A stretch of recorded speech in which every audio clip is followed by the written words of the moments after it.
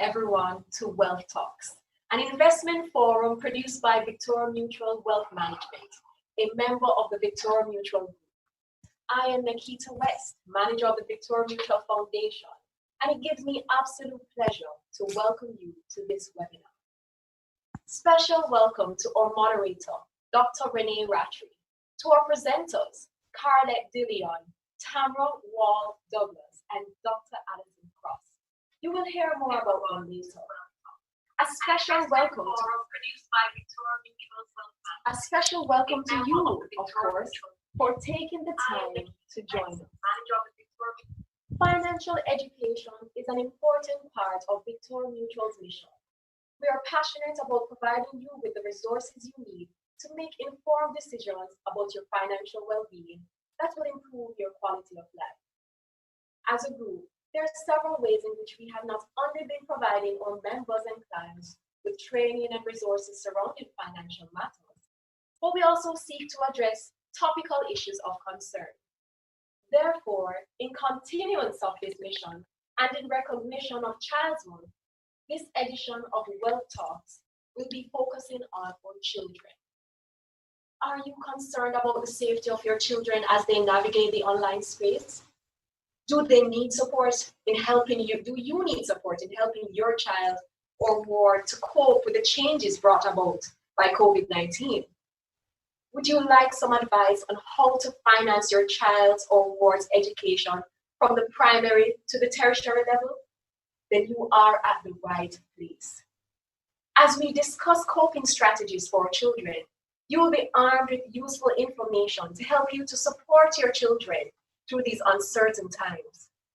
Additionally, we'll provide you with information on preparing financially for your children's education. And to guide us through our proceedings this afternoon, we're happy to have education consultant, Dr. Renee Rattray.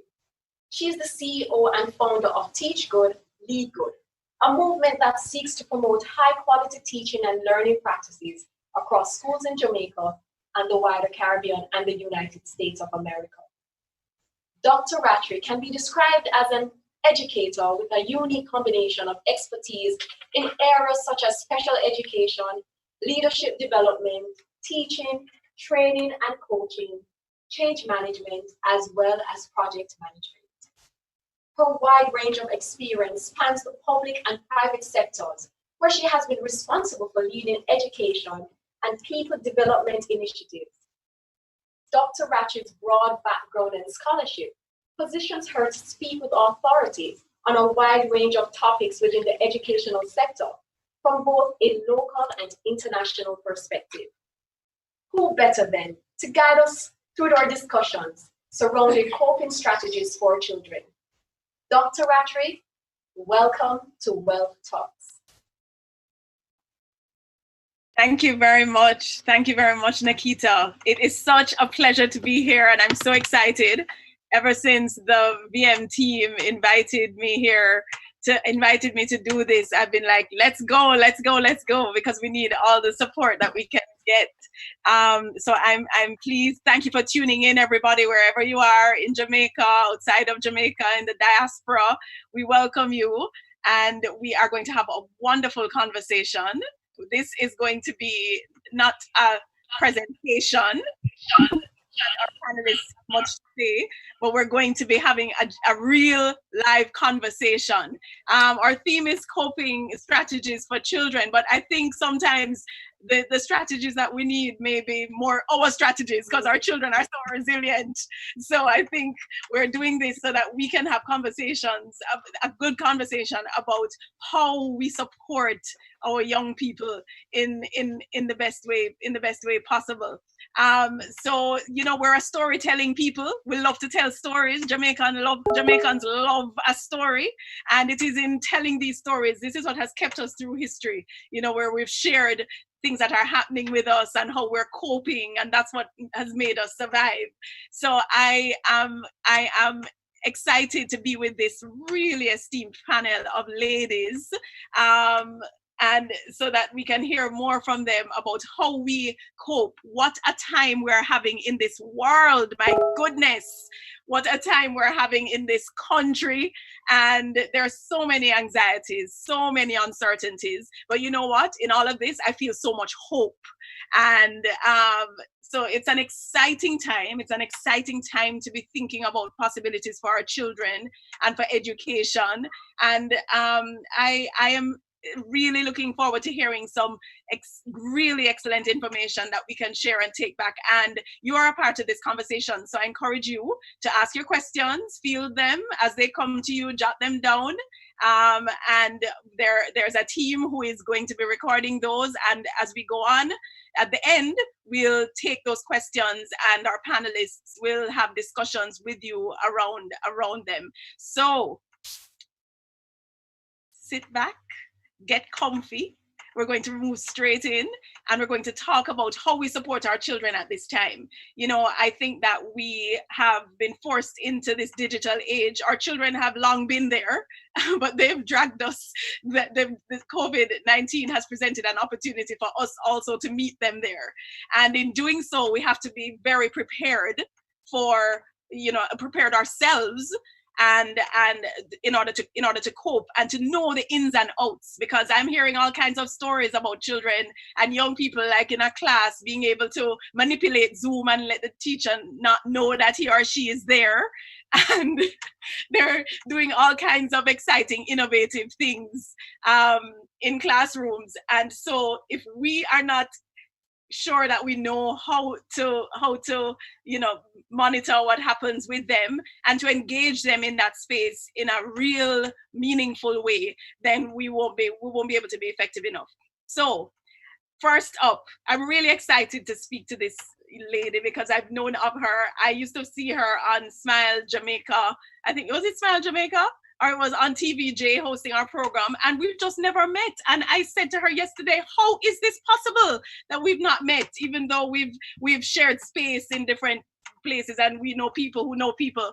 I'm delighted. Carlette De Leon, she is up first, and Carlette is a powerhouse in the entertainment and media industry. She is managing director of Breakthrough Communications, and so marketing and public relations, that's her thing. And she's a techie. Oh my gosh, is she a techie? So she has lots of information about how to navigate the technology space, and she has had lots of experience on RETV, as I said, co-hosting television shows and giving information. She has a blog that she does that's really exceptional. You must check her out, and I'll let her give you details later on about where you can find her. So Carlette, I'm excited that you are here, and I'm looking forward to getting some tips about how I can, I'm a mother, as are you. You have an 8-year-old, I have 7-year-old twins. And so now that they're on their iPads all the time, which is something I've tried not to have them do over the years, it's difficult to get them to, just to not become obsessed with it and to be on there all the time. So there's this balancing act that we're constantly having to find. So I'm looking forward to hearing you share with us a little bit, some tips, some advice, anything that you can to have us navigate all of that at this time. It's really exciting to have you here, Miss Carlette. So take it away. Thank you so much. I don't know why we haven't met in person either, but we will work with Zoom for now. That's for sure. And yes, these are very tragic times and also potentially exciting times. So since we've had quite a bit of introduction, let's just get into it. I would imagine, and we're going to bring up a slide here, that you are frustrated. So today I'm going to hopefully take you from frustration to triumph as we go through the different strategies that parents can implement to survive COVID-19 and homeschooling. Now, homeschooling is a very different thing. Let us not get it twisted. First and foremost, as we bring up the slide, it is that we are assistant teachers as parents. We are not the teachers because school campuses are closed, but school is not. School continues. And once we have that shift, once we're not saying to ourselves as parents, oh my gosh, how am I going to teach my child? And we understand that we're just helping out the teacher who is still going to teach our child, we'll be in a much better place. So the first thing I want you to do is embrace a flexible structure. And I know that flexible and structure don't seem to go very well together, but I had to do this. As you mentioned, my 8-year-old is tech savvy, but this is a whole new environment for him. So I had to put in some structure. And the first thing that I did was contact the school. We need to not leave the parent, we need to not leave the teachers out. We need not to leave the administration out. Some schools have been better than others in transitioning to this online, but whether they're good or bad, whatever we're doing at home should ideally have some correlation to what is happening at school, because then everything just flows better. So make sure you have that conversation with the teacher and the administration to find out how do they plan to do it. Do they plan to have asynchronous classes, which means that it doesn't necessarily happen at the same time. The student can maybe watch a video later on or submit an assignment after. It's not happening necessarily at the same time. We call that asynchronous. Are they having live classes? Most schools are doing live classes. They're doing Zoom conferencing, but not all. Some are not doing that. So you need to find out what it is that they're doing. Are they having just online office hours, particularly for older students? They don't need as much supervision. So maybe the teacher just, oh, I'm available between 2 p.m. and 4 p.m. and you can ask me a question about this assignment, or I'll help you out in this way. So you need to make sure that you and the teacher are synchronated, even if they're having these kind of classes. Then, if it is that you have multiple children, like Renee, God bless you. I have one, and sometimes I feel guilty about it, but right now, having one means that I don't have to worry about having multiple children and only one device, or having to supervise 3 different children in 3 different learning environments, but all in my home. But it can be done. Again, have a conversation with the teacher and make sure that they understand when it is that the child is available for the class and when it is that perhaps the sibling has to step up, and how it is that you share all of that together. And know what platform the school wants to use. Google Classroom is very popular here in Jamaica, but also El Mundo, Class Dojo, Zoom, as we mentioned, and Schoolology. Those are all platforms that teachers are using. Now, I'm a techie. I love tech. And yet still I had never touched Google Classroom. So the first thing I had to do as a parent was familiarize myself with the platform. I had to learn all the ins and outs of Classroom before it is I could properly guide my child and make sure that they had a meaningful interaction. So whether we like it or not, as parents, we do need to step up. We're not taking over, but we are stepping up as we go to triumph. I want to make a point. You don't need a printer.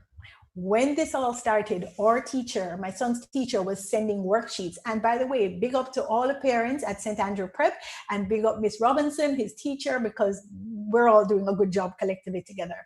But what you can do a screenshot of the worksheet that the teacher has sent. And then if you're using an Apple device, you open it in Notes. If you're using an Android device, you can also edit it in the Photos app and you can write on it. So this is particularly good for small children. If you were a parent that was stressing over the fact that you thought you needed a printer, you don't. You can get around it using technology, which is great. So let us now move on to assembling your tools. You need to bring all your tools together in one location. Now, in a perfect world, you will have a nice quiet area, you will have perfect internet access, and you will have a dedicated device for every child. Sadly, we live in a COVID world and not a perfect world, so you might not have that, but I'm going to encourage you to go as close to that as possible. My dining room is now a school, right? And that's where my child has been doing their work from.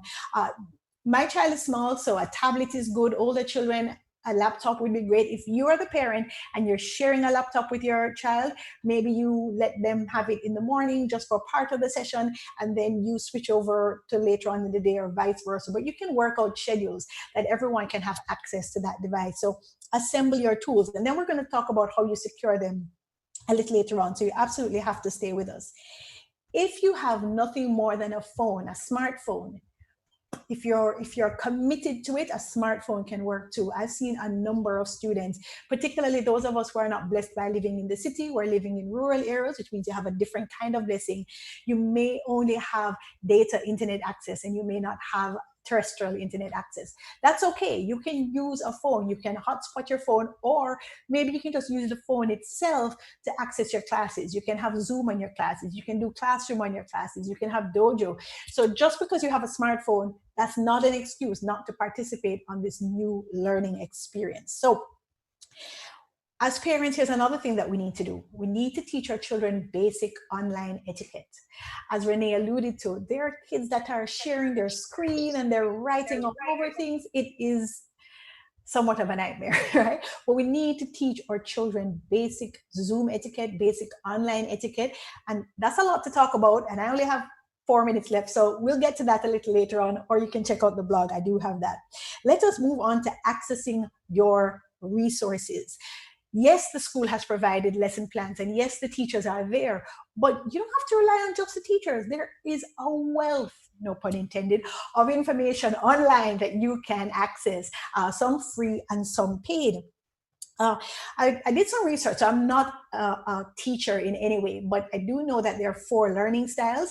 And later on, Alison and Renee will let me know if I'm right or wrong. The visual, the auditory, and the read and write.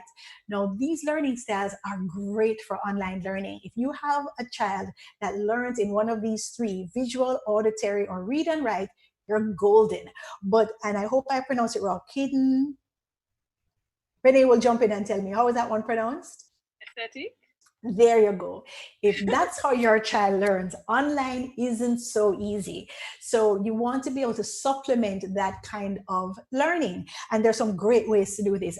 Big shout out to Brittany Singh Williams from Spark, to Kenya Mattis from Listen Me, or also with Greater Cakes. Big shout out to Leonie Lawrence with Rocket, because all of these services also provide that tactile integration that your child may need in order to learn even better. So you have to tap into other resources, some of which are offline, but you can access them through online. I personally love IXL. I didn't learn it, I didn't know about it before COVID, so I'm happy that I have found it. Learning Hub is there. Cheetah is there, which, by the way, Cheetah is there.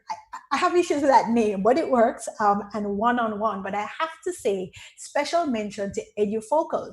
If you have a pet kid, or if you have a CSEC kid, you need special attention, right? And EduFocal is one of the great platforms for that.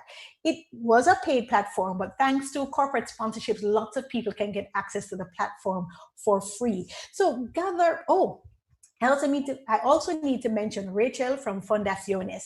She has also brought some programs online which are great. So don't just depend on what the school is giving you. Find other resources that may be free or paid and log on to them to help you as well. In the 2 minutes that I have left, I'm going to talk about the fact that you need to lock down your child's access to the internet. They need the internet. And by the way, Renee, I've given up on screen time restrictions myself. It doesn't seem to work, even though I do try to compartmentalize it as educational, separate from entertainment, separate from communication, when it is that people are talking to grandparents and stuff like that. But really and truly, my child is having way too much screen time now, and that's just how it is. But I want to encourage parents to create a profile for each child. Right? And then monitor that profile. That means that each child, even 4-year-olds, need their own email address and need their own profile. And you're going to set up that profile on the laptop, on the tablet, on whatever device that they have as well, because this is going to allow you to exert parental controls on that device. So please do that. And I do have details on how to do all of that on the blog if you need specific information. Make sure that you have 2-factor authentication. Make sure that you have supervision. Now, supervision is great. There are all sorts of apps that you can use to ensure that you can see what your child is doing. But the best supervision is offline. I want you to sit in the room that your child is doing their schoolwork in, and there goes my 10 minutes. I want you to listen to the class when the teacher is talking. I want you to grab the device and look at it from time to time and scroll through what it is that the child is doing, particularly for younger children. For your teenagers, you're going to have conversations with them. You're going to need to trust them and help them. But you absolutely need to supervise. And there's no app and there's no software that's going to get around the fact that as a parent, you need to be physically present where they are. Consider doing things like setting up YouTube playlists, especially for young children, and then curating that playlist to make sure that they watch only the videos that you put on that playlist. Try to avoid apps that are not reputable. Speak to other parents, speak to teachers, find apps that are reputable and use those, and tell your children, just because they see a pop-up notification that says, hey, this is free, tap on it, go right ahead. You need to teach your children to be very skeptical of everything that is online. Make sure you install antivirus, and make sure you discuss with your children social media policies within your home. All of this will work together to give you the best online experience. I want to make a quick editorial note, even though my 10 minutes are finished.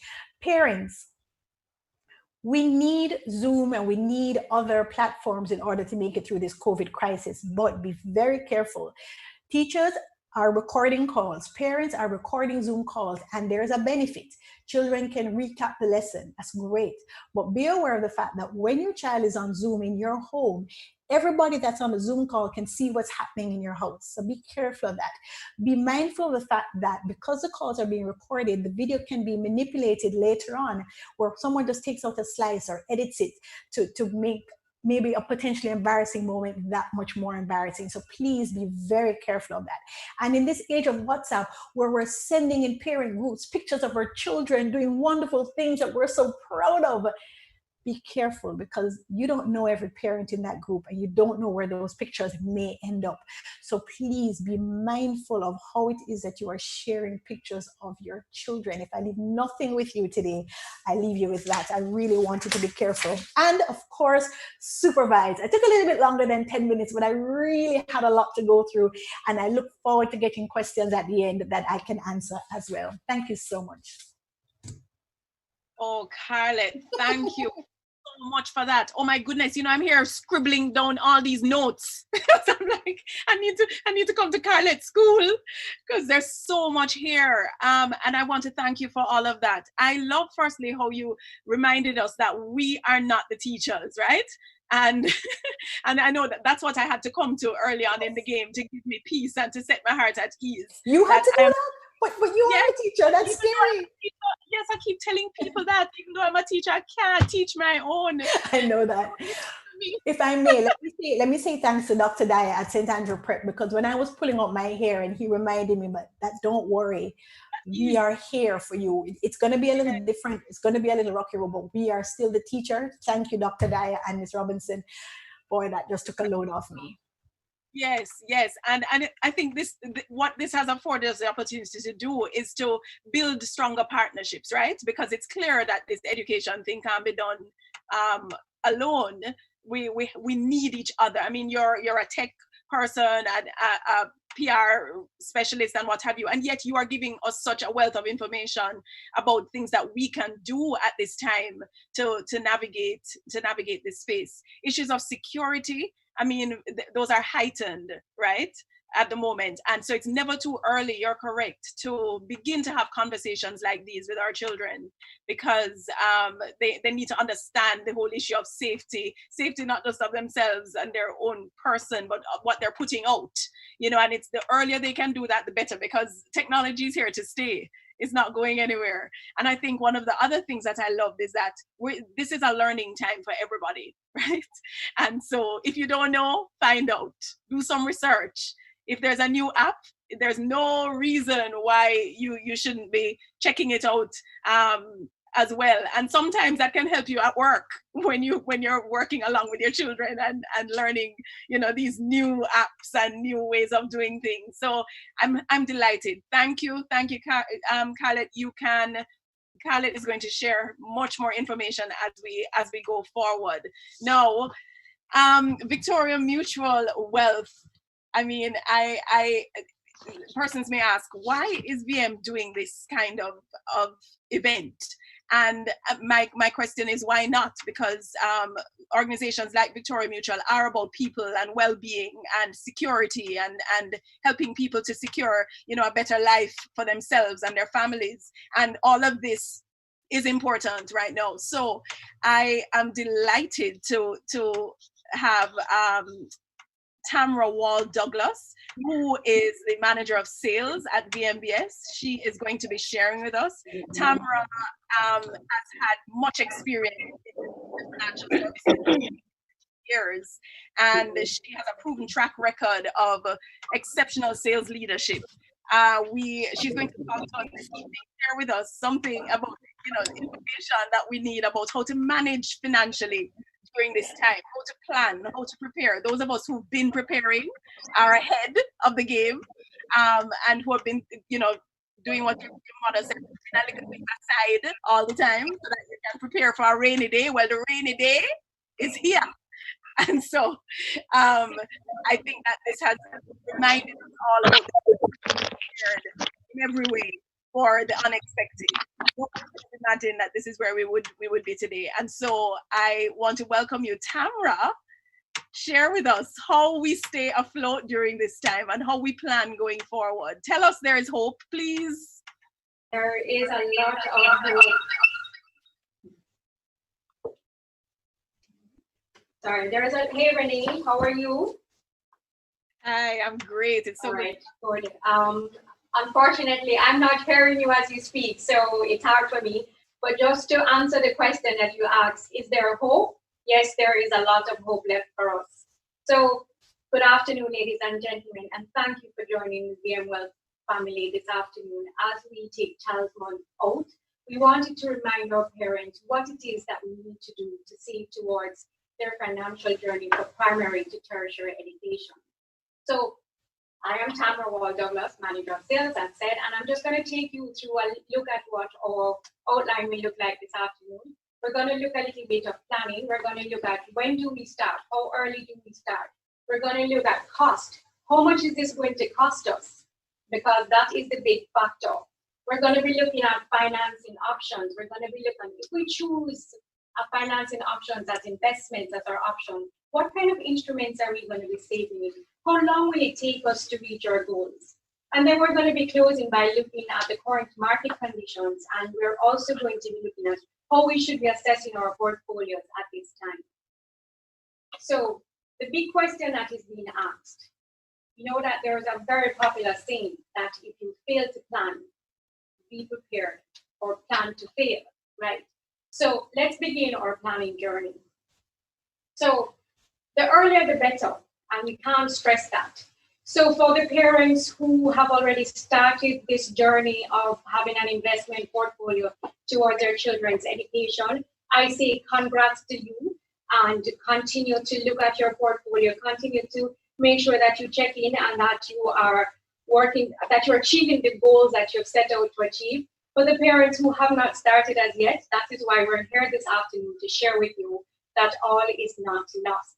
So I will tell you, and most parents will tell you, that the early childhood education and the primary stage seems like a very long stage. We're very involved in the process of our children's school life, the projects, the homeworks, the sports day, and it seems never ending. And it gives us the illusion that we have a long time ahead of us to prepare for tertiary education. But let me tell you, secondary level education is right there. And I will tell you, it is the moment that you close your eyes, open your eyes, and you will find yourself staring graduation in the face. Now, I'll tell you, graduation, I've experienced two already from high school. They are glorious. You are excited for your children, and you go through the process. But let me tell you, after this, it is tertiary that is facing you right in the face.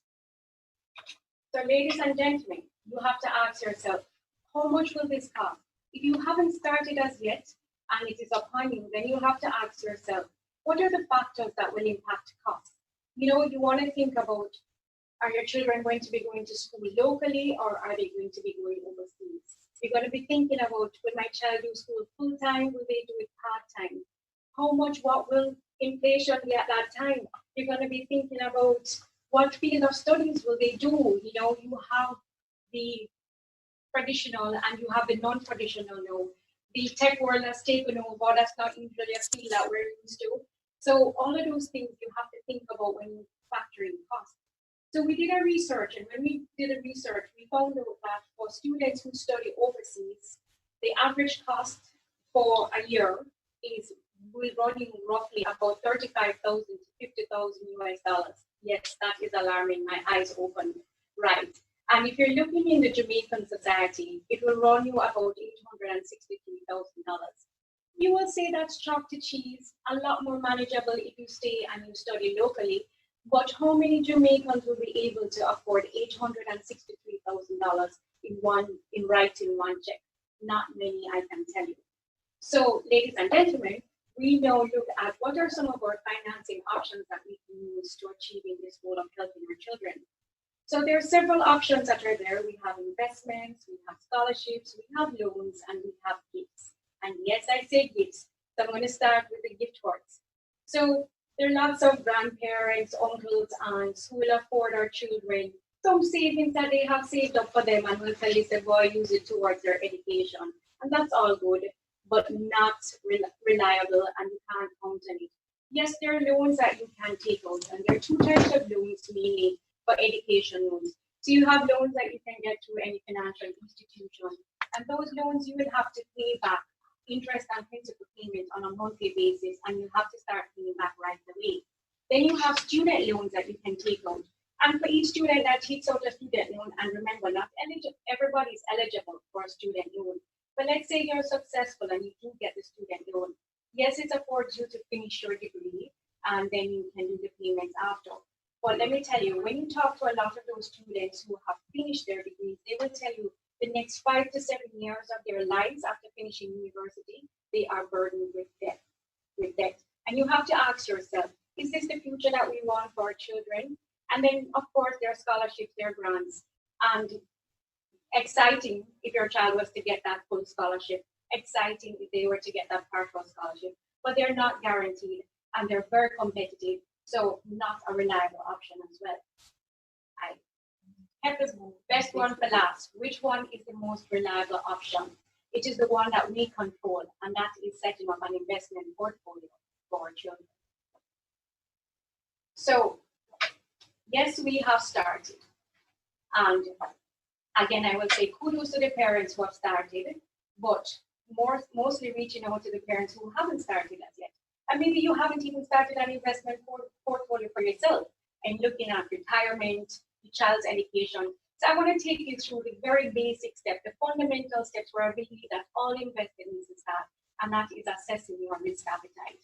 Now, I will say to you and go through quickly, there are 5 main profiles. So you have a defensive investor. They are very cautious. They don't want to lose anything. They need to be able to sleep at night and sleep well, and nothing is lost on them. You have the cautious investor who they will take some baby steps, but again, they don't want to lose anything as well. Then you have the balanced investor, and those investors will take some risk, but it's more calculated risk that they will take. I consider myself a balanced investor. So there, you have it out there. So then you have the growth investor, and those persons are willing to take on a little bit more risk. They're willing to do a little bit more. They tend to be a little bit more savvy. And then, of course, you have the 5th one, which is the adventurous investor. And let me tell you, they live by the motto, the greater the risk, the greater the rewards. They are willing to make that jump, make that leap, because they know that so if they win big, but if they lose, they're willing to take that loss as well. So what we're going to go through right now, which is the meat of the matter, is that we're going to look at some graphs that shows us what an investment portfolio will look like from a balanced perspective. So as I said, I'm a balanced investor. So I'm a medium risk taker. So I'm right there in the middle. So we're going to look at it from 2 stands. If you started early, where you started saving 15 years ago, versus starting late, and I say late, meaning 5 years to education. So you started when the child entered secondary, so you're giving 5 years of savings. So if you look at this portfolio, on the equity side, you will have, as I said, we're medium risk takers, so we will afford some equity in our portfolio.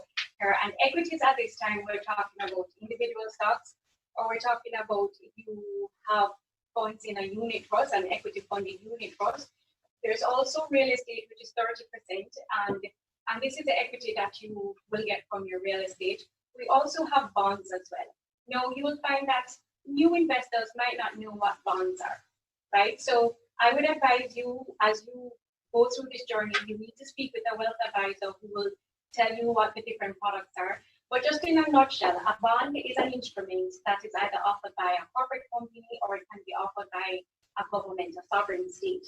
Usually they are a little bit more high risk, but the earnings or the yields on them can be pretty attractive. So you'll find that a lot of times when you move towards them. The thing about bonds is that there's a finite period to it. So you will have a stage of whether a bond is 5, 10, or 15 years. and then you get interest payments, and interest payments can be quarterly, semi-annually, or yearly. And what I would recommend for you is that if you do go into bonds, when you do get your interest payments, you are to put it in another vehicle to earn some more interest on your interest, and that is the power of compounding.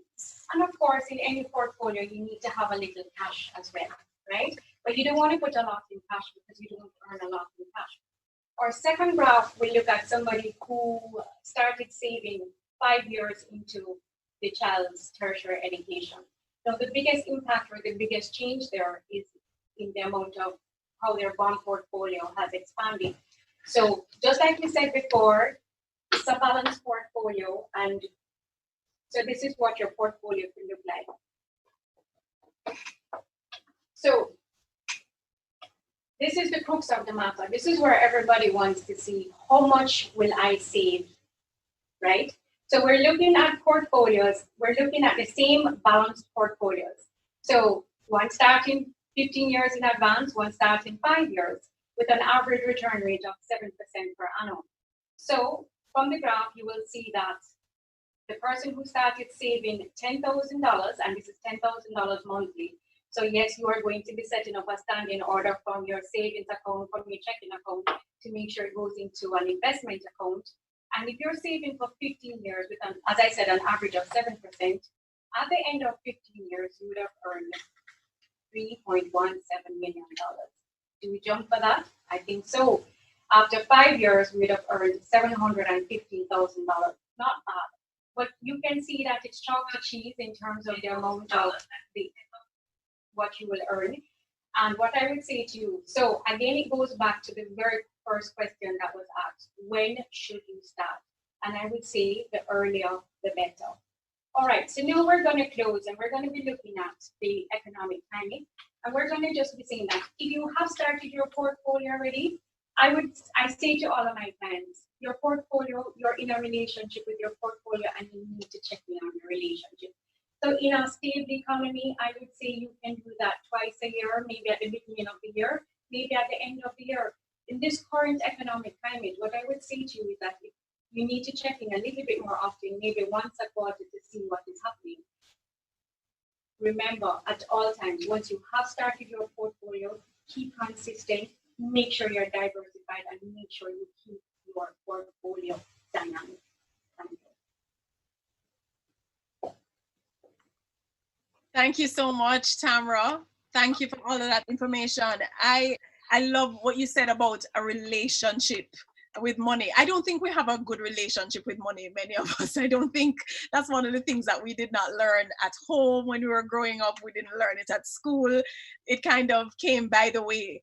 And I think that it's something that we have to be very deliberate about teaching our children. Just as we spoke to Carlette a while ago about internet security and safety and what have you, that's a new conversation that we need to now have with children that we weren't having 5 or 10 years ago. Likewise, this issue of money, it's something that we really must ourselves take seriously and plan for and prepare for if we're going to have wealth, because we want wealth, don't it? We don't just want to be all right. And I don't think anybody wants to just be all right. So it really is important to take in what Tamra has said, to do your own research, find out more information about how you can invest, no matter how small it is.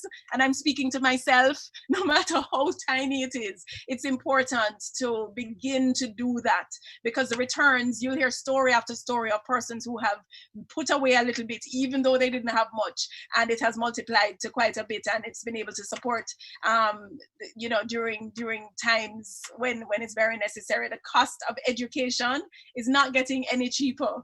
And so if we have young children, it's really important for us to begin to think. We think it's way in the distance, but it's not. And so I think, thank you very much for this and for sharing that information with us about how we can plan ahead to ensure that we have the best possible opportunities for children. So we're moving right along, and I see questions coming in. I'm just going to take one of them, even though we had said we were going to do it we're going to, so somebody's asking if Carlette can share a list of her learning resources, and she absolutely will do that. And also, there was a question here about how to manage this, and I think Alison will probably touch on this when she talks about the social and emotional well-being of our children in a little bit. They're asking, whilst the seminar is about children, what advice do you give to parents who are bombarded with work uncertainty, personal and mental struggles, family balancing, and then focusing on a child, you know? And then how do you have discussions around the hardships that you're facing while, you know, when your child is there? Are you frank with them? Are you open about the challenges that your family is facing, or are you keeping that quiet?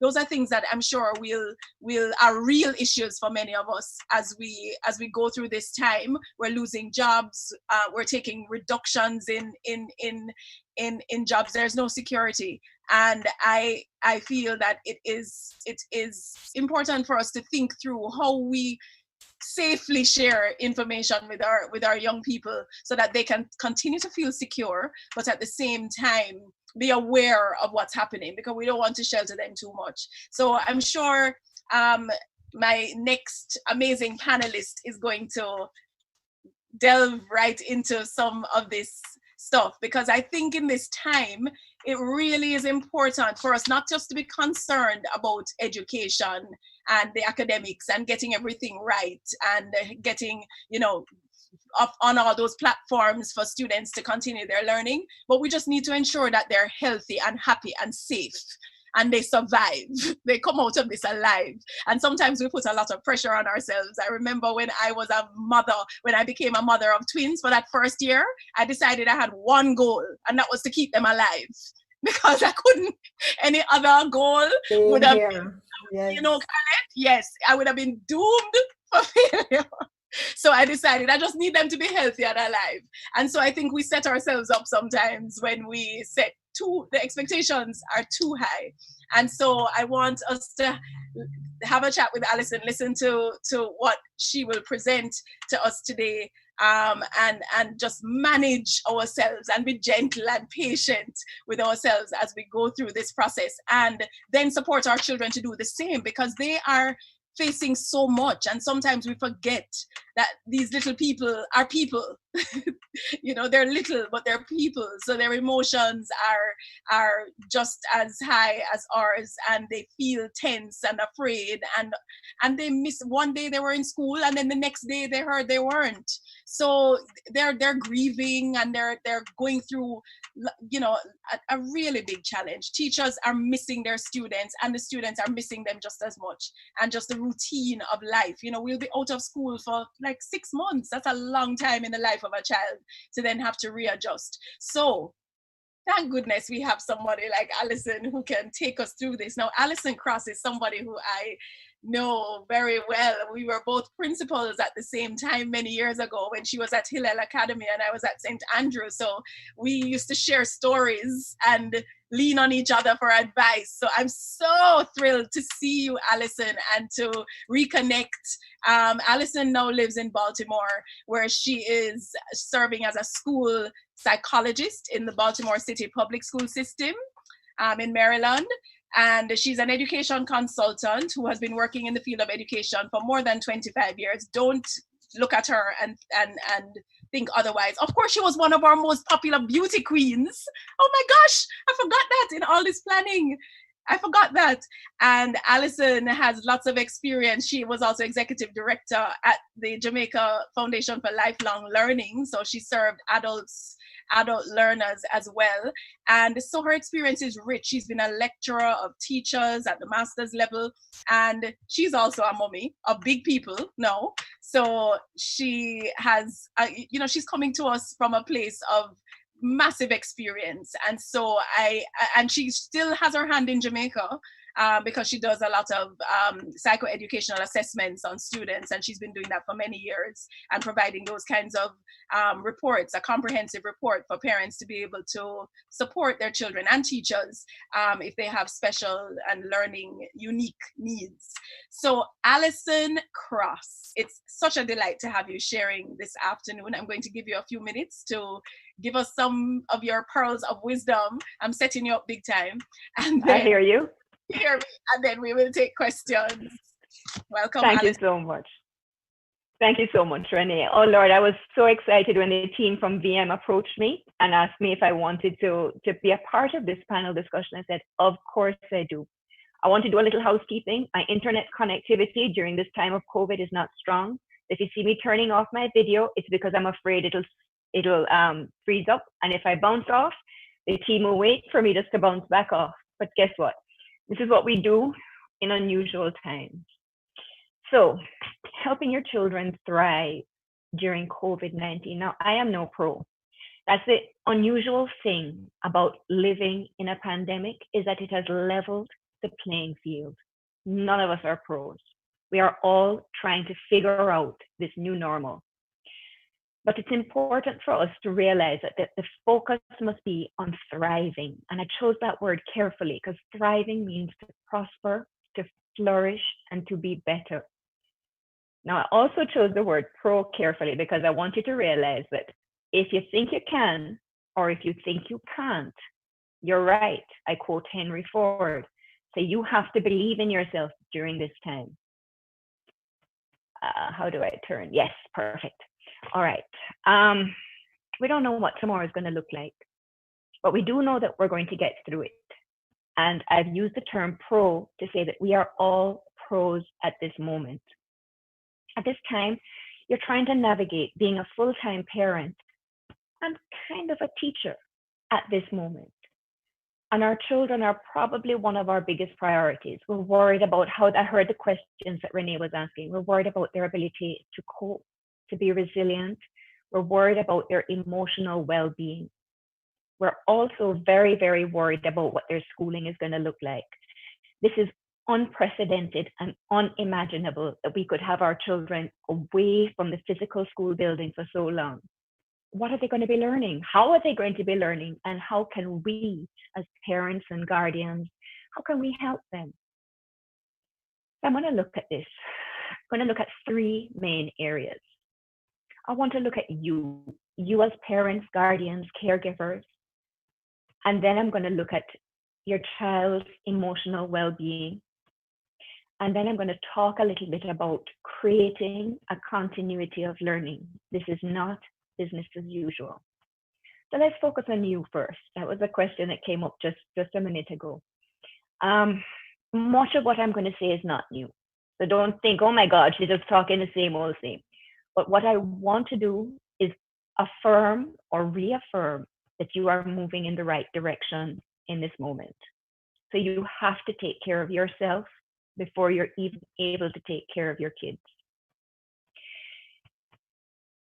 This is an unimaginable and a horrible situation that we're going through.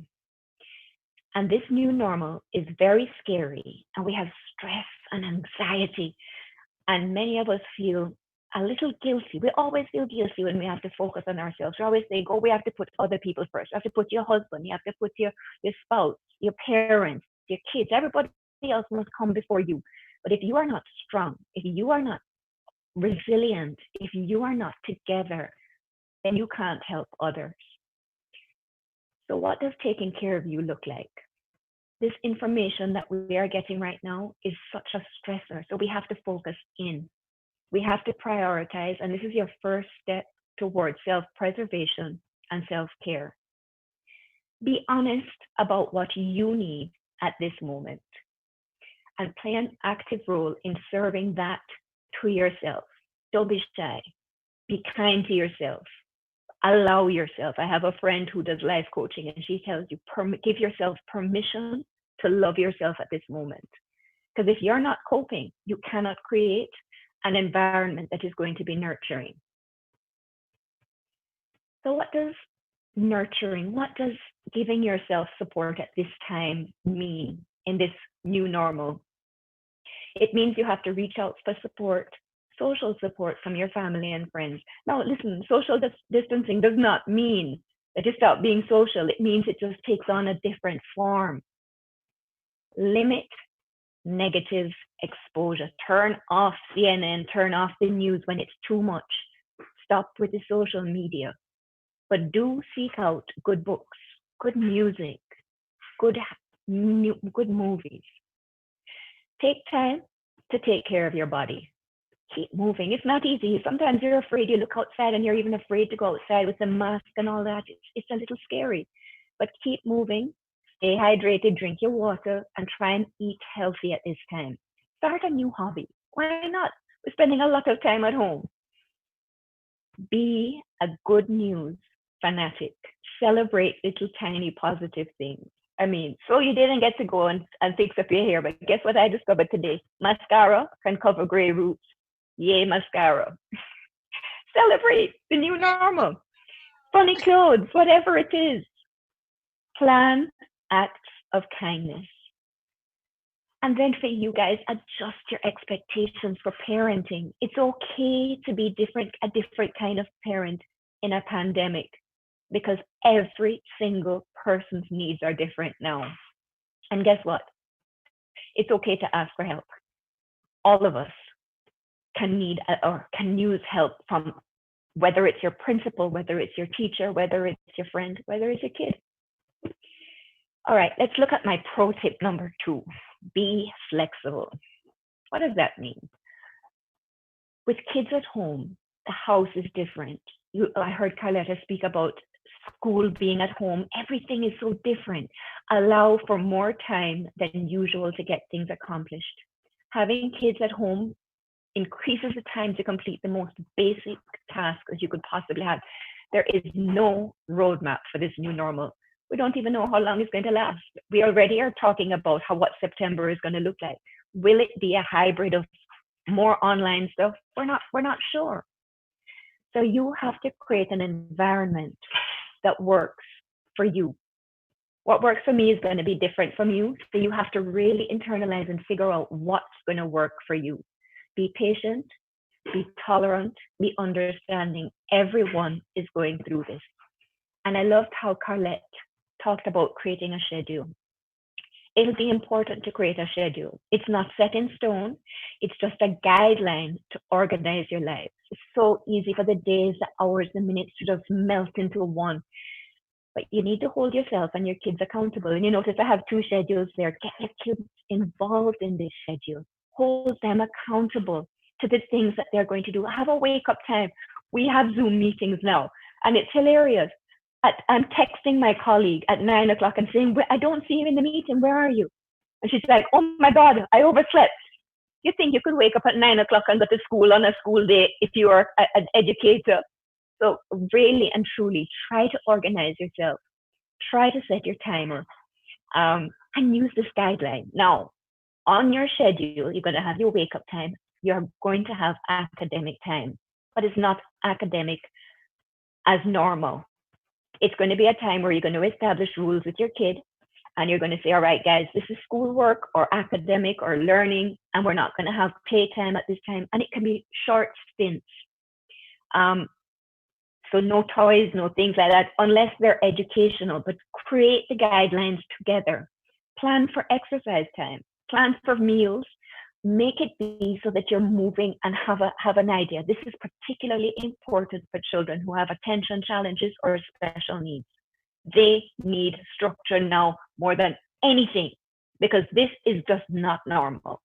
So they need a structure so that they know how to organize themselves. Not business as usual. But guess what? At the end of the day, don't be afraid to crush up your schedule. If it's not working, throw it away. Try to keep the kids alive. Try to work from home. Pray that they don't start fighting. Pray that someone doesn't walk into your conference call. And guess what? We'll and come again. And it's okay. Make it work. All right. I want to talk, I'm moving from you now into your kids. the need for mental wellness at this moment is more critical than even your academic wellness at this moment. Living through a pandemic can be frightening, not can be, is frightening and frustrating. Everything has been disrupted. I left my office with all my stuff right there because I thought I was going to be able to come back. Kids have left their stuff in their classrooms, and parents are frantically going back trying to pick it up at times at this moment. We are allowed 2 days to clean up, and that is scheduled. Only 4 teachers can go into our schools at a moment. This is unprecedented. Coping mechanisms are limited. It is a time where we feel like just shutting down. How many of you have just sat there and just found yourself zoning out or crying or getting angry at the silliest little thing? This is an unimaginable, stressful time that we are all experiencing. If we as adults are having difficulty coping, then what do you think our kids are doing? They're also having a hard time. So we're going to have to now think of how we are going to be able to help our kids get through this. The good news, and Carlette started, is that there are more resources available now than ever before. And I want to start by just having a conversation with your kids. Let me check my time. You have to have a conversation about the coronavirus with them. I heard Renee was saying, how do you have a conversation about this reality, this terrifying thing? You have to be able to talk with them in a way that they can understand it. And this is a great one. This is a cartoon on it, and I'll give you the resource in a few moments. But if you don't talk to them, they're going to be hearing it from the TV, from school, online, and they're going to be, oh my God, what is it? So talk with them about it. And when you're talking with them, it must be more Department of Health sort of ideas, Center for Disease Control, less YouTube.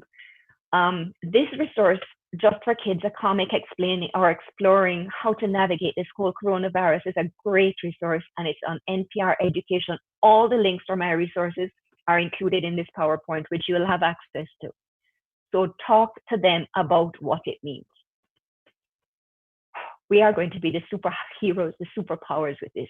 We are going to self-actualize ourselves, and we are going to face this coronavirus and empower ourselves with tools. Being calm helps us to manage our emotions. We, along with our kids, need to learn and practice relaxation and mindfulness. It doesn't just come easily. But what is that? You might say, well, what exactly is mindfulness and relaxation?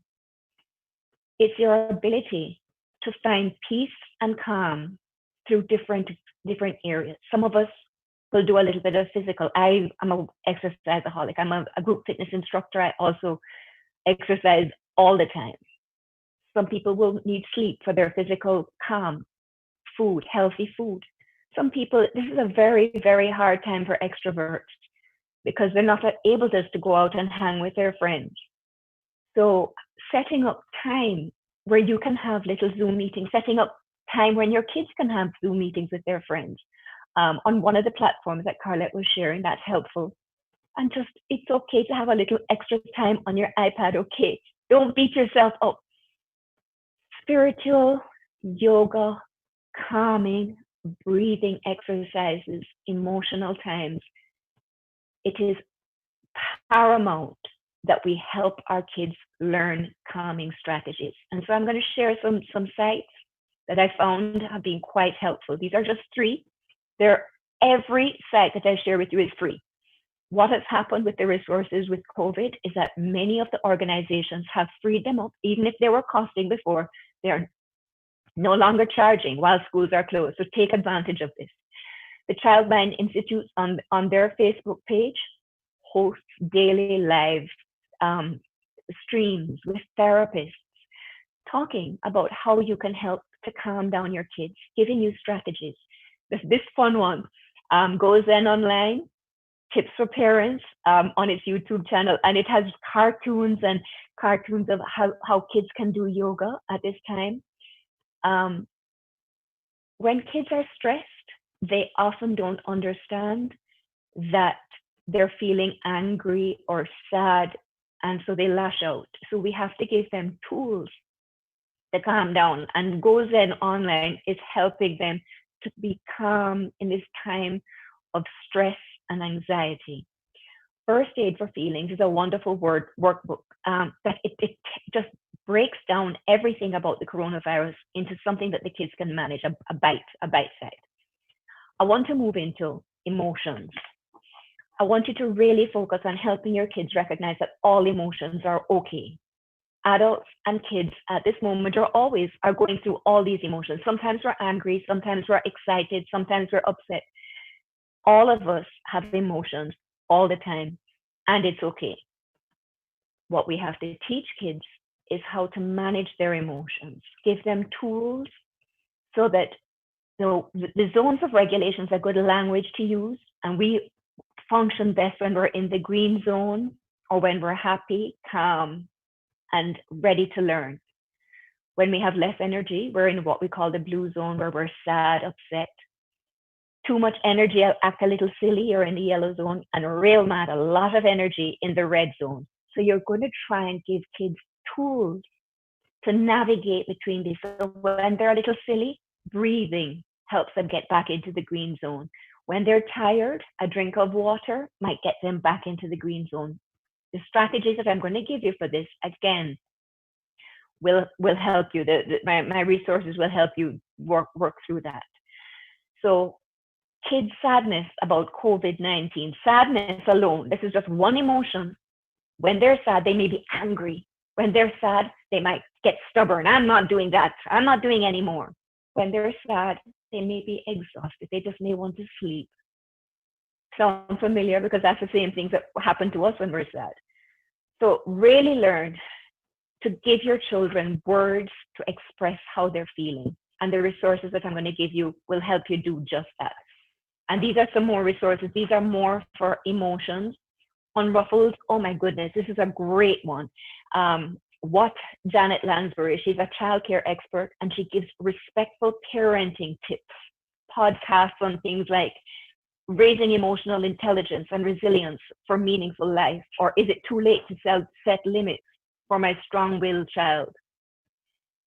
School social worker Nicole Baptiste has put together a COVID-19 journal guiding kids to express their emotions. Download it.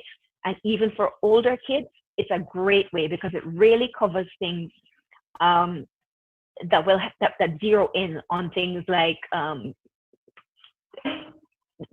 what does it mean social distancing mean? What does it mean in a lockdown? Go Noodle posts videos with imaginative guiding exercise to help them manage emotions. So you get the point. So we have to give them that.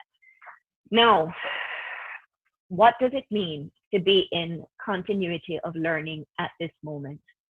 And I use those words very, very carefully.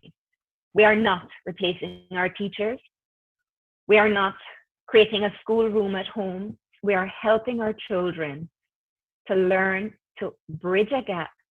And I want you to think lifelong learning.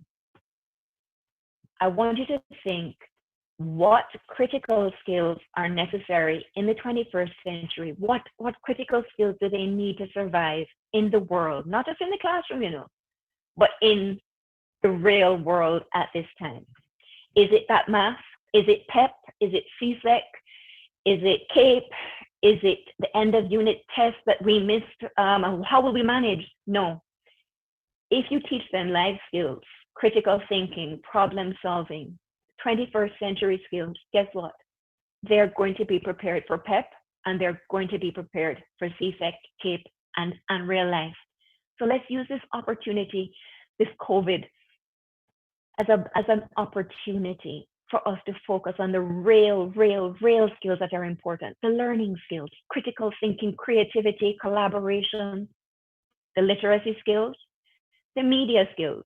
As Colette said, I was never a techie, still I'm not a techie. And guess what? All of a sudden I can do Blackboard Collaborate in my Google Classroom to make sure that I'm still providing my counseling services to the children that I work with every single day, even now. Flexibility, leadership, we are now going to use the learning opportunities that COVID has given us to really focus in on that. So what's it going to look like, guys? How can you turn your home not into a school, but into a place of learning without losing your sanity? You got this, team. You can do this. Believe in yourself. So think of it. Everything you do at home is going to be a learning opportunity. You don't have to, I mean, that's great that the ministry is giving you guidelines as to how to do schoolwork and academic work. But guess what? Cooking is now math. Reading a story is now literacy. Planting a little garden, tomatoes, whatever it is, you're learning about science, social studies. Cleaning the house is now another activity. So I want you to incorporate your critical thinking, your math skills, your language skills, your science skills into everything that you're doing. And your teenagers, get them involved in some of these same learning activities. Help them at this time to be more self-actualized.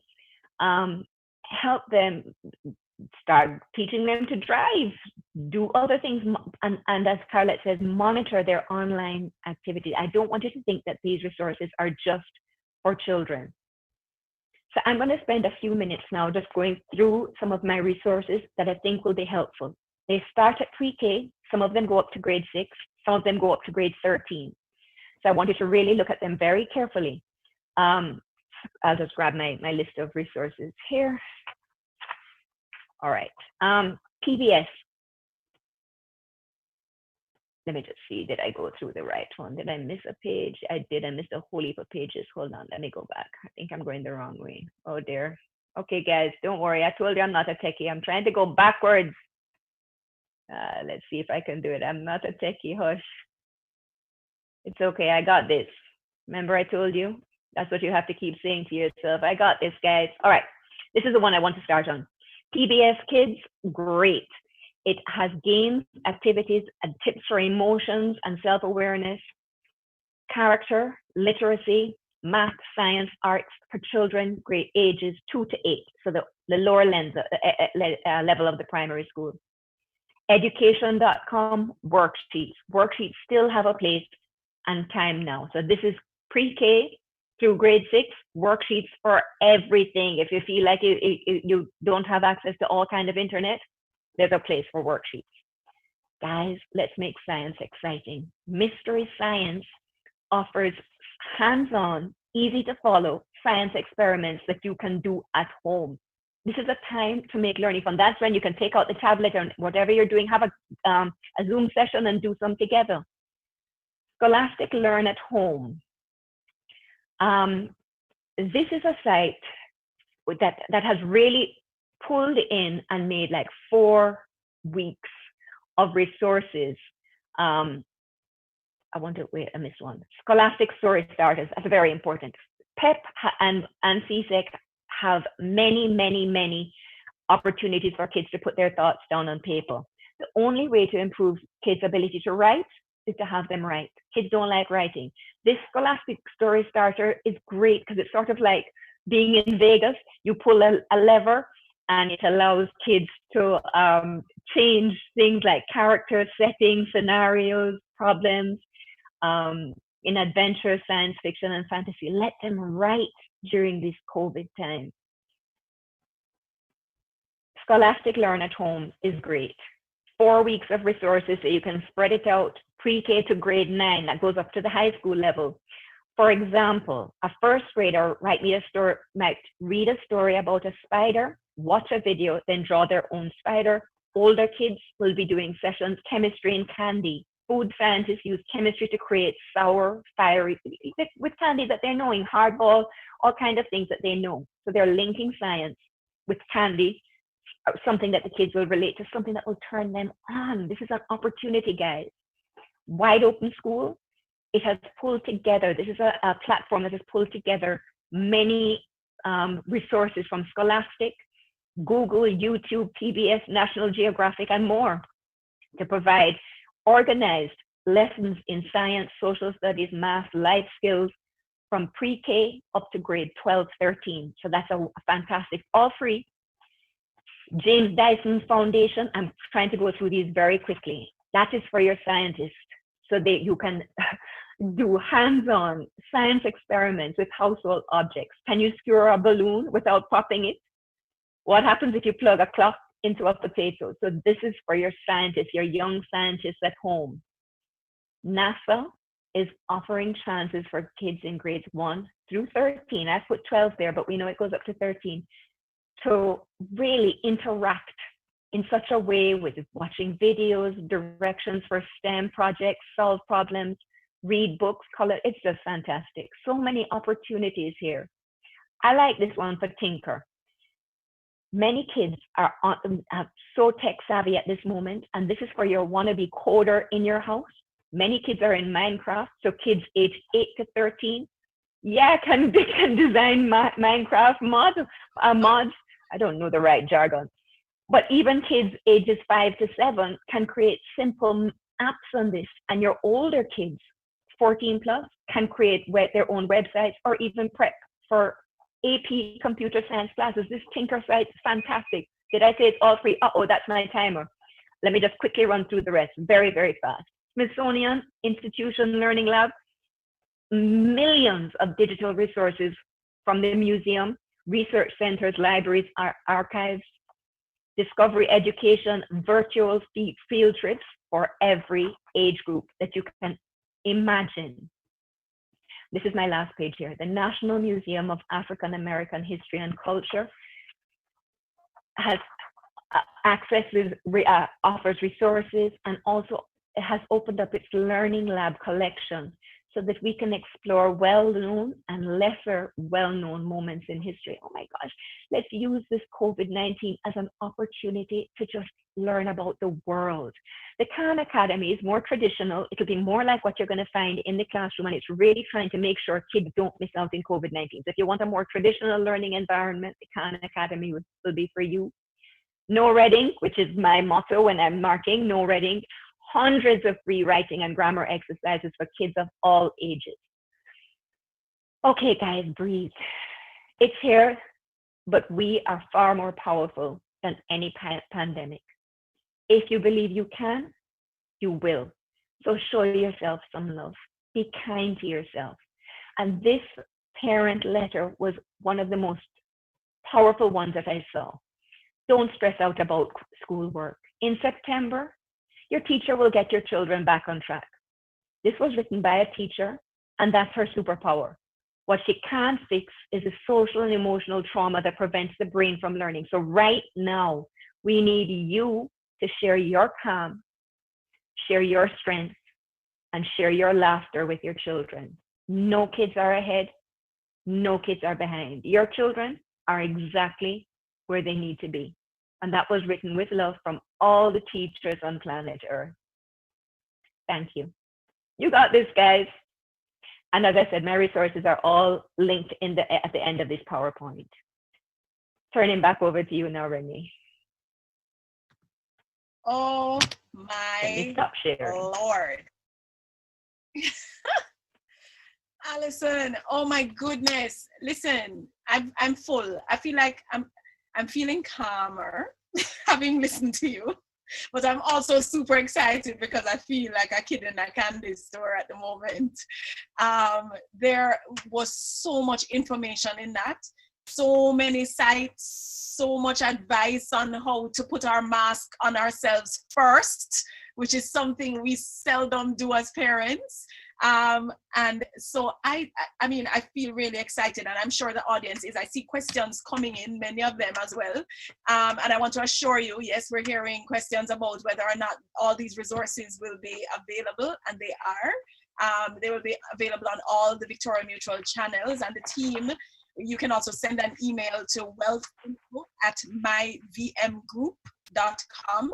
That's wealthinfo@myvmgroup.com. And those can be sent directly to you. I need them. So VM team, try send them to me right now.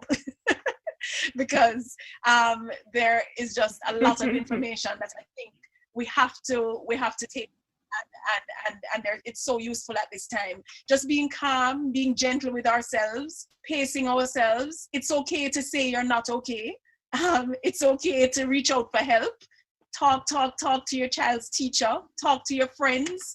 Find your support. Find your little peaceful place, whether it is early in the morning before everybody wakes up or not, or late in the evening. Yes. I think if we don't stay well, then we won't be able to be well and show up for our children being well. And they can feel our energy, right? It's so easy for them to be pulled in by that. And so I like what you said about turning off the social media sometimes, turning the noise down, and making our voices be the loudest and the ones that they can hear. And then filling those spaces with goodness. Oh my gosh, with good news. We used to have a feature on TV, on television some time ago about good news. And I mean, we need it. We need it more than ever, especially now when all of this is happening. So, replacing it with music. I try to do that in my house. I try to put on music, and then we take turns being the selector. Each of us takes the iPhone and tries to figure out, who is playing what tonight. And that just brings a whole different vibe. It's amazing how that changes your space and your thinking. And so, Alison, whatever resources you have or wherever you are, you need to find what works for you and your family, right? I think that's what is even more powerful for me, that it will not look the same. My little office, or even if it's in your kitchen, that your space is that you've created for your child, whatever works for you. Carlette said the other day when we were talking that her office, she's going to be office schooling because her office will have to be transformed to facilitate her son. So I think we have to not stress ourselves out, like really. What if we want to survive this? Correct, Alison? Absolutely. Breathe. It's not a normal time. And guess what? Believe in yourself. Yeah. You got this. Yeah. I think that we will get through this together if we just take it easy and turn it down a notch, So and be kind to yourself. Be kind to yourself. Yeah. Definitely. So whether it means that you want to go listen to a church service, if that's what you do, you want to, go sit outside and have a drink at 8 o'clock when they go down, whether you want to meditate, whatever it is that brings you your calm and your peace is what you constantly have to pull on in order to get through these times. There's a question here from one of somebody who's joined. It says, what signs should I look for in my child that tells me that he or she is not coping? That's a great question, Alison. You can, a child is not coping when you see them acting out. If you see them getting very sad, if you see them getting very restless, if you see them crying a lot, if you see them, everything at a different level, exacerbated, everything bigger than it normally is. They're flying off the handle. They're crying at the littlest thing. And that's when you have to start looking at coping skills, calming skills before that happens. So in the morning, start the morning with some quiet time, with some meditation. That goes into your schedule. And talk about emotions. Talk about what a scary time this is. Talk about that it's okay to cry. It's okay to be scared. Tell them, you ask about that. Tell them that I am also scared. Sometimes I'm also zoning out. We are not, nobody is coping really great at this moment because it's unknown. But we are coping using strategies. So teach them the strategies that you use and then teach them strategies. That's why the Zen, some of the sites that I was giving you, breaks it down for what works for children. So your yoga, they're not meant to be interested in your yoga, but they might be interested in a cartoon yoga with a little kid. So I don't think any kid is coping at this moment. So watch very carefully and just start teaching them and helping them articulate, how are you feeling? How can I help you get into a better place? Yeah. What tools do you need me to help you with at this moment? And then help them with those tools. Right. I think you're absolutely right. I felt as if my children were coping okay. I was the one who was stressed out at points. And then my daughter had a proper meltdown. proper meltdown like a week ago or so. And she just said she's not liking this. She does not want to do this way anymore. And and it was really emotional for me. I started bawling as well because I thought, oh my goodness, I probably overlooked this.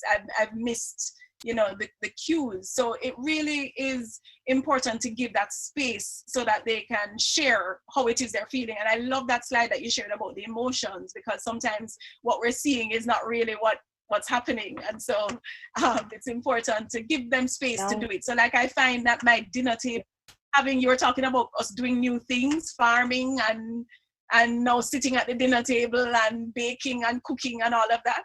And at the dinner table, a lot of conversations can come because we were so busy doing all kinds of other things.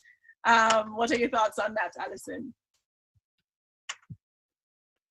I think it's wonderful. That's where we can turn this COVID nightmare into an opportunity, because it has brought us back together to the value systems that are important.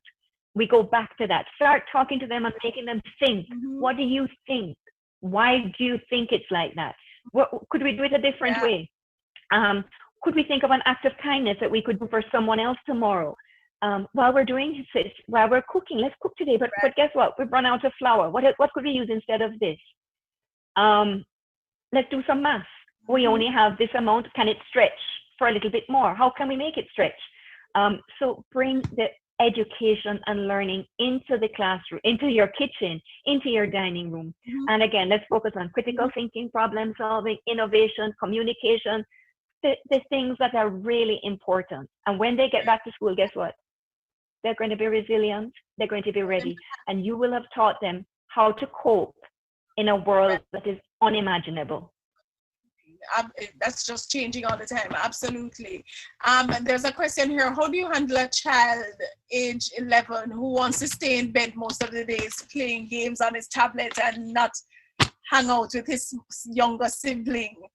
I think the teenagers, teenagers are challenging, right? At the best of times to understand, because so much is changing about them, right? And so the question here is really about how do you manage your teen? You gave some tips before, you know, to make sure that they're coping with this crisis. I think that's a very good question, because you will see that many people have just shut down. They don't want to get out of bed. They've just shut the world out because they're not coping. So you saw my slide where I said you have your physical ways of coping, mental ways of coping, spiritual, and many teenagers are just zoning in on technology and shutting everything out. So this is where you have to talk about what this means, and that this reality, we don't know when it's going to end. So then we talk about a schedule. Let's create a schedule. It's okay to have your quiet time, and that is the emotional time that you need, that mental time that you need, but it's going to be scheduled into this thing, and you help me create this schedule. Get the teenagers to do involved.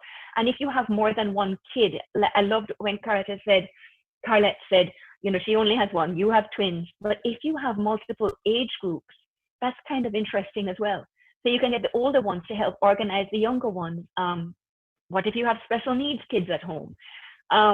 Help them to work and create a schedule that is slightly different or that works for you, and let them know it's a flexible schedule.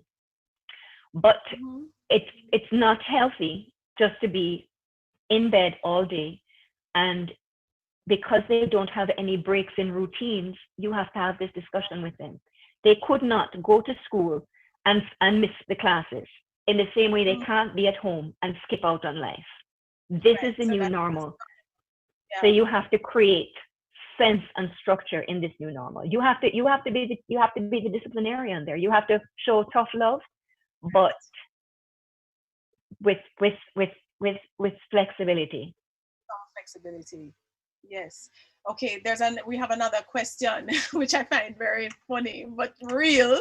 How can parents organize a date night or some time alone when the children are always at home and you can't have a babysitter over? Carlette, you can come in here too during this time. What's the plan? What is the plan indeed? I need to figure it out myself. So I have a young child, which is really good. So what that means is I can wait until he falls asleep, which is around about 9 o'clock. If it is that you have a teenager and such, fortunately, we are not under lockdown. And moving into June 1, we're going to have a lot more flexibility and moving around. We won't have school, but we can rely on our neighbors. I live in a great community where I can knock on the door next door and say, hey, maybe keep my son for an hour, please. I need to just do something. And you have to rely on the community that's close to you in order to have a little alone time for yourself. And as Alison said, be kind to yourself. Mm-hmm. Mm-hmm. Since I have you, there's a question about screen time. And I know before you had mentioned limiting, putting parent controls on Yes. that. Tell us a little bit more about how we can manage screen time best when because this person is saying, I'm not sure if this is a good thing, as I had previously limited his screen time. Mm-hmm. That's my Scarlett. Yes. Yes. Well, I think what we need to do is look at screen time as not just staring at a screen, but lots of different things. So the first thing I try to do is compartmentalize it. There's educational time, which is a Zoom call with the teacher or the IXL or whatever it is that they're doing education-wise. There is the entertainment side when they're watching Netflix or streaming YouTube videos and such. That's just fun. And then there is important screen time. My son speaks to his grandfather on FaceTime as often as he can, and that's important screen time as well. So limiting screen time isn't just, okay, you only have 2 hours a day. Limiting screen time means that you only have 1 hour of entertainment, you have 30 minutes of communication, and you have 2 hours of education, and limit it in that regard. But we have to be careful, even though our children will have more screen time because that's how we're connecting with the outside world. Once that screen time is over, we have to find something else to do. Again, we're blessed in Jamaica where we're not necessarily limited to the confines of our home. Even if it is that you're going out into the front yard, you're walking to the park, you are walking around the block, you need to have some time that is not screen time. Right.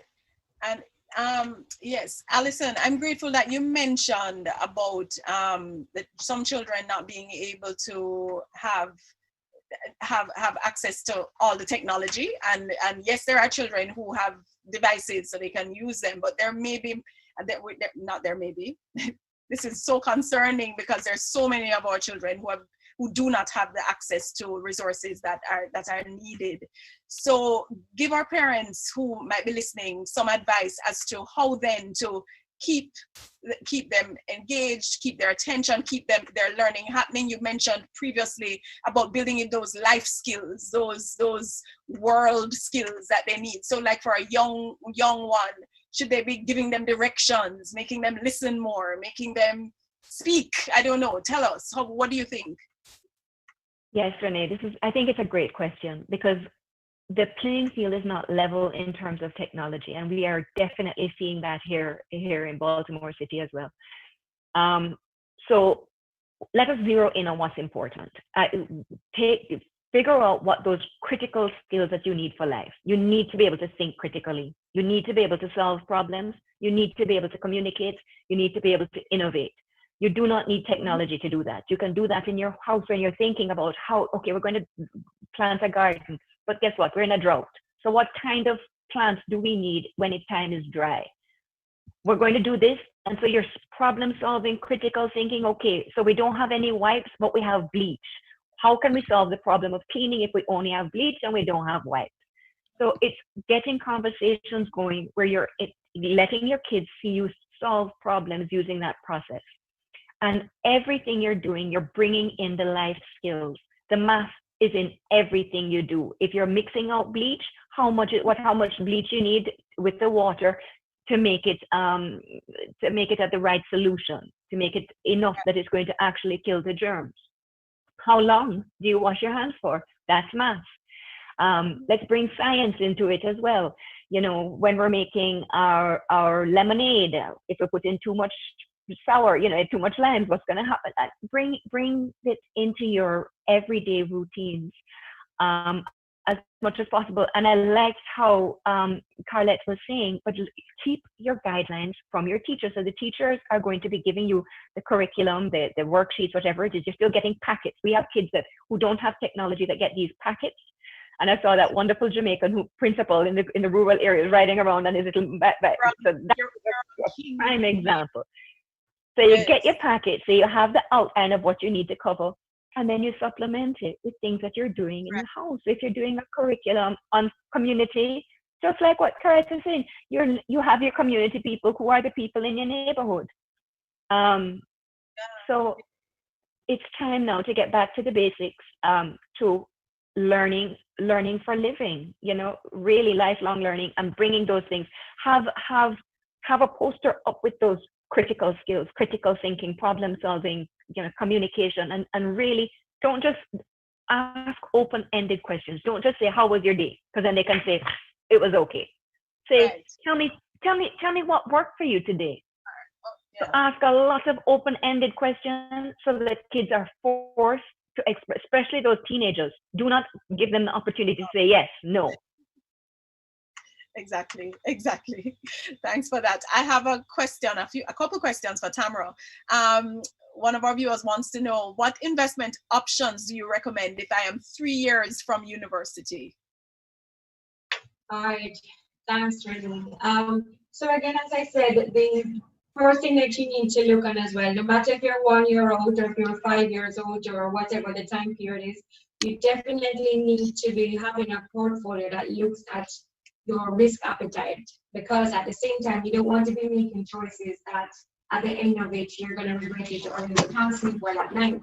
So my advice to you is that you need to speak with an investment advisor. Happy to have you call me, Tamra or Douglas at VM Wealth Management. And we go through, what are your goals? What is it that you're hoping to achieve? Yes, you have 3 years out, but how much of it are you trying to achieve now? Did you start already? Do you have a little bit? Is it the entire thing that you're looking for? No, you need to look at the goal. So you need to set the goal, and then you need to work towards the goal. And that's what we'll be able to structure something for you. So we could go into, of course, definitely you want to have an equity portfolio, because equities will give you a quick boost. The only thing with that though is that because the equity market goes up and down, you don't want it to be when you need it in 3 years, that's the time there's any volatility in the market. So those are the chances and the risks that you take. But definitely what we would do with you is to go through and assess and see how it is that we can guide you according to your risk profile. But there are many, many things that you can get into. I talked about bonds, I talked about equities. We have the unit trust as well. So there are various instruments that you can go into that can help you to achieve your goals. Wonderful. Thanks for that, Tamara. Another question. I'm a VMBS member, and what are some of the scholarship options for my daughter to enter university? They're wanting to know if there are scholarship options available. Would they contact or?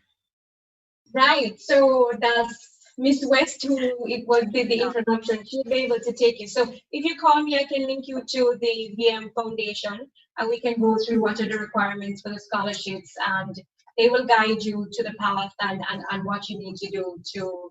So give me a call. It's 876-431-4102, Tamara or Douglas, and I will connect you to the right person, to Miss West. And also we will give you the website information as well at the end of the program. Okay, awesome. Carlet, and one quick one for you. I don't have a laptop at home. How do I use my phone to do this, to do schoolwork? I believe you touched on it a little bit earlier, but could you just say some more about that? Indeed, not having a laptop is a big problem, but a smartphone is a fantastic device. The real problem with the smartphone, of course, is just the size of the screen, and it does depend on the kind of schoolwork. Alison had mentioned that worksheets are still very good, and it's true. Worksheets are awesome, particularly for younger children. So if your teacher sends a worksheet via email or WhatsApp or that kind of thing, you can make a screenshot of it. And depending on which device you're using, whether it's an Apple or an Android, you can actually write on the screen. You can expand the worksheet so it's easier to write, and then bring it down with pinch and zoom and things of that nature. So that's, having a smartphone alone is not an excuse. Zoom works on a smartphone. I know teachers like it when the video is up so that they can see if the kids are paying attention. But if that's not practical for you, you can still join the Zoom class and just listen in and unmute yourself when you need to speak. You don't necessarily need the video, even though it will work with video. Without the video, it will just move a little bit faster. So you can do work on a smartphone, and a number of the resources that I provided and the amazing list of resources that Alison provided are also, a number of them are accessible on a smartphone. Awesome. Thank you. Alison, one last one. Is there any difference between how a boy will cope with all of this and a girl? Yes. Yeah, I think so. But I think you have to know your kids. And we have girls who are different, boys who are different. Know your kid. And the more you know them, the more you'll be able to provide them with the tools that they need. Because, you know, there are girls that are more tomboyish and there are guys who are more sensitive. So just stimulate them, listen to them, and be there for them. And the thing about all these resources, don't get overwhelmed. Choose one or two and then leave the others. Don't feel that you have to go to everyone every day. You don't. Right. Thank you for telling me that, because I'm a maniac. You know, I will just start researching the whole thing and trying all of them. So thank you for that. That was a message from me, a direct one. Ladies, this before has been we go, I'm sorry, before we go, can I throw in one little thing, please? I have a confession. So Brittany Singh Williams at Spark had helped me develop a schedule, and I had a brilliant schedule. You know, I'm a great mom, and I gave the schedule to my son, and I failed. I failed terribly, and I fell on the ground crying. And I thought about how it is that I would fix it. And I said to my son, who's fairly responsible, you know, he's 8 years old, here is a checklist. Here are all the things that you need to do in a day. I need you to do this, do that, do the other, and you can decide on what time you want to do it in the course of the day. For the first couple of days, certainly we had a situation where just before bedtime, he was catching up on everything. But after a few days, the responsibility that he felt to be able to choose what time of day he did what activity made all the difference in the world. And I'm really grateful that I found that solution, and I thought it might help others. So I wanted to share. Harriet, thank you. Thank you for sharing that in such a vulnerable way, because I'm sure all of us each of us has had a pop-down moment during this crisis. So I want to thank you.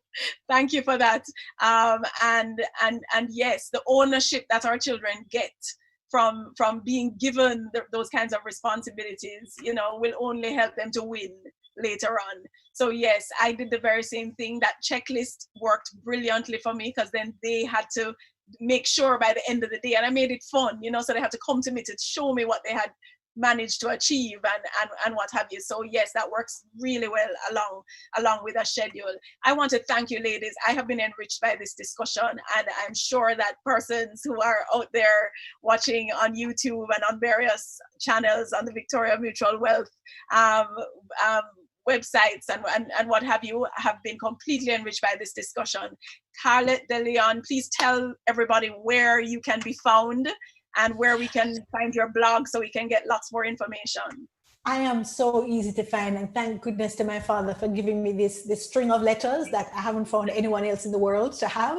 So just find me at Carlette De Leon on any platform, on Instagram, on Twitter, on Facebook, on my website, on my blog. Everything is just at Carlette De Leon. Awesome. Thank you for that. And Alison, where can we find you? I am no techie, so I'm nothing like that. Nothing like Carlette. I just have a Gmail, so it's alijcross@gmail. It's in my presentation, and so you can just access it there. Awesome. Email. Thank you so much, Alison. And thank you.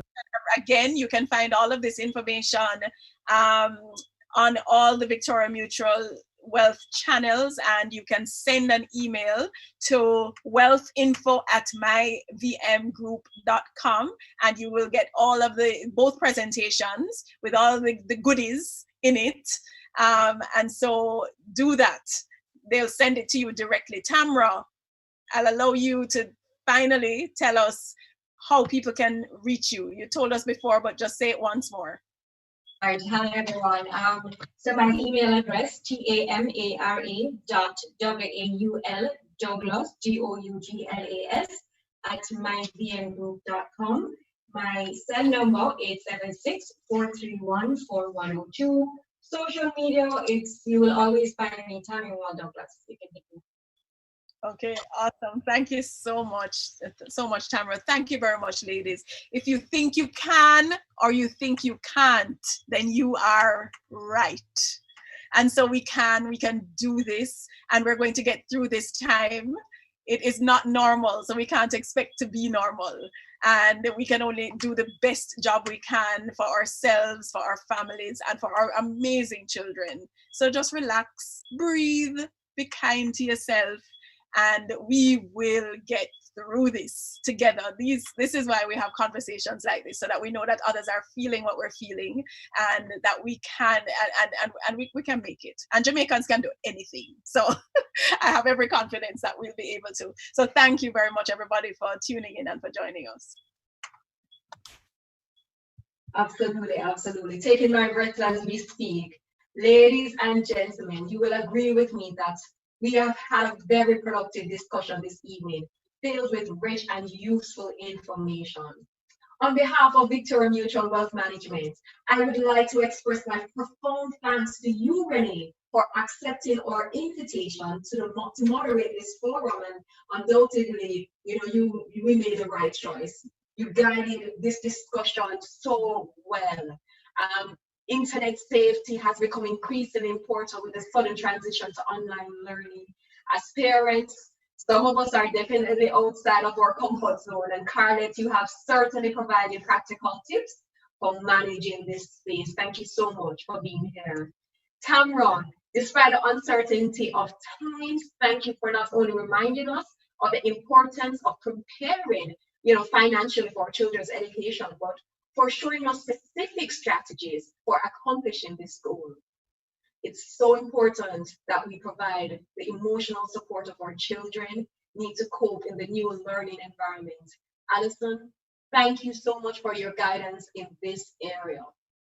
I would like to thank the VM Wealth Marketing team, our digital media partner, Eziron, and all the members of the Victoria Mutual team who provided support to help make this forum a wonderful success. And finally, thanks to you for taking the time to join us this afternoon. That's how we end another Wealth Talks. If you need further information on what we have discussed, please send an email to wealthinfo@myvmgroup.com. I am Nakita West. Have a good evening.